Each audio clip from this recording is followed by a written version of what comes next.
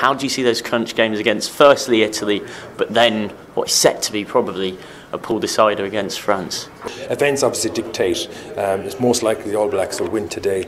Ireland then now have the luxury of next week of resting some of their key players to give fringe players like Devin Toner, who up until recently wasn't a fringe player, he was actually number one. Now get those guys back into so Joe Smith is in a very strong place. He can rest a few of his key players and then start to ramp up again against Italy, which I think by the time we play Italy they will have come through a lot of games, and I think they may begin to really struggle with squad size and all that sort of stuff. So which really lines it up for the French game, which is the cruncher. In the past, Ireland's problem seems to not have been the first 15. That is often, and certainly in this case, can be seen to be pretty much as good as most others in the tournament. It's been that squad depth that you alluded to.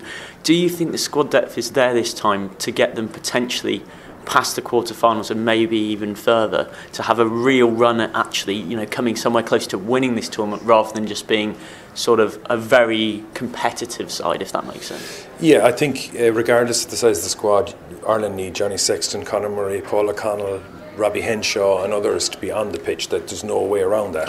And both Carneys and that. But those guys are very, very key. Of course, Jamie Heaslip at number 8. The good news is, and I go back to South Africa when they came to Dublin not so long ago, in the morning of the match, Chris Henry, our open side selected, was ruled out of the game, and Rhys Ruddock was bumped in from the bench into open side.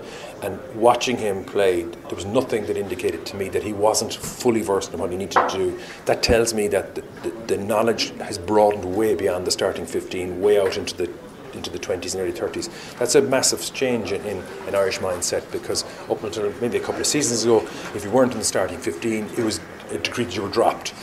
Now guys way out at number 28 and 29 have really improved and really done so well. I think that's a valid point, because that is of crucial importance to go along. But the underlining thing is there's about 3 or 4 players, if we don't have them starting fully fit and raring to go, we will not be the same team.